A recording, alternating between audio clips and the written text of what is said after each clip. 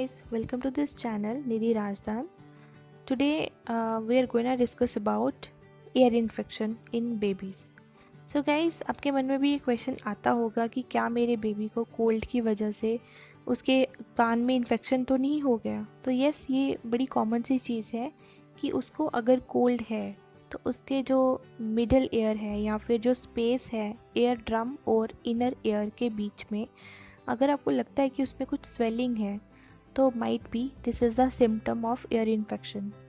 And ये जो चीज़ है ये फ्लूइड जो है उसको ट्रैप कर सकती है, उसको अंदर रख सकती है और इसी फ्लूइड की वजह से जो इन्फेक्शन है वो उसके कान में हो सकता है। So friends, you have to be alert and keep an eye so that you can get whether your child is having this ear infection or not, right? कुछ इसके सिम्टम्स हैं, जैसे आपको जो है अगर आप देखते हो अपने बच्चे को तो आपको कुछ सिम्टम्स जो है वो नज़र आएंगे, जैसे उसको कफ हो सकती है या फिर उसका जो नोज़ है इट माइट बी रनी, जो मतलब जिसके वजह से उसको फीवर भी हो सकता है जो 3 से 4 दिन या फिर 5 दिन तक उसको रह सकता है या फिर उसके बाद तक भी रह सकता है। मे बी आपके बच्चे को भूख जो है वो बहुत कम जो है वो लगना शुरू हो जाए या फिर उसकी एपेटाइट बिल्कुल ही ख़त्म हो जाए। आपका बच्चा अगर कॉन्स्टेंटली रो रहा है तो ये भी एक सिम्टम हो सकता है कि वो बता नहीं पा रहा, बोल नहीं पा रहा, लेकिन उसको कुछ ना कुछ प्रॉब्लम है, तो ये माइट बी एयर इन्फेक्शन हो सकता है।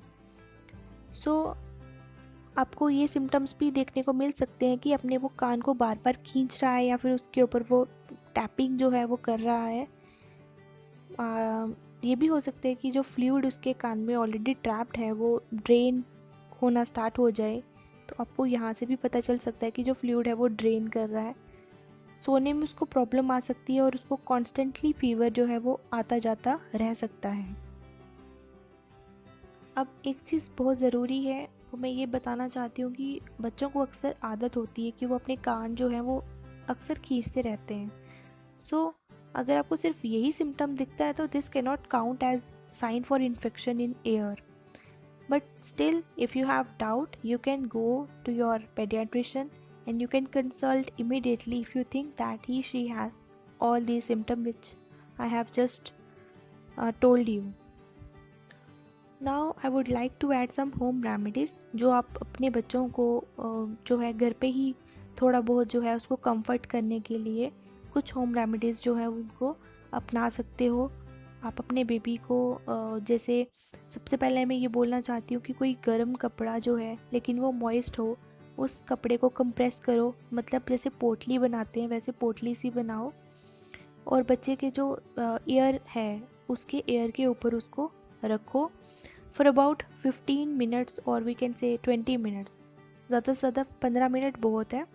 दिस में हेल्प रिड्यूस द पेन। अगर उसको पेन हो रहा है तो शायद ये कपड़ा जो है वो उसके कान, गर्म कपड़ा जो है वो उसको मतलब उसको रिलीव करेगा ये पेन से। उसके बाद आप ऐसे कर सकते हो कि अपने बेबी के हेड को स्लाइटली एलिवेट, थोड़ा सा ऊपर उठा के रखो सो दैट कि जो म्यूकस है जो उसके कान में ट्रैप्ड फ्लूइड है वो सारा का सारा बाहर निकलने में आसानी हो जाए और म्यूकस जो है वो सारा ड्रेन हो जाए।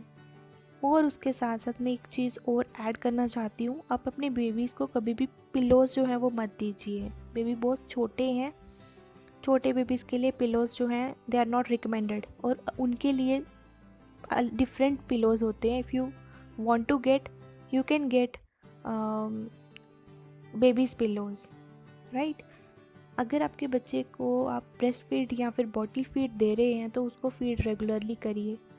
ये मत सोचिए कि उसकी एपेटाइट जो है वो लॉस हो गई है, बच्चा भूखा है, उसको फीड जो है वो रेगुलरली मिलनी चाहिए।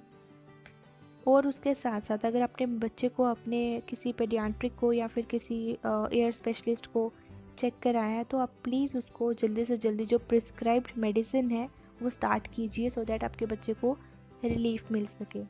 With this hope that you will again like this video.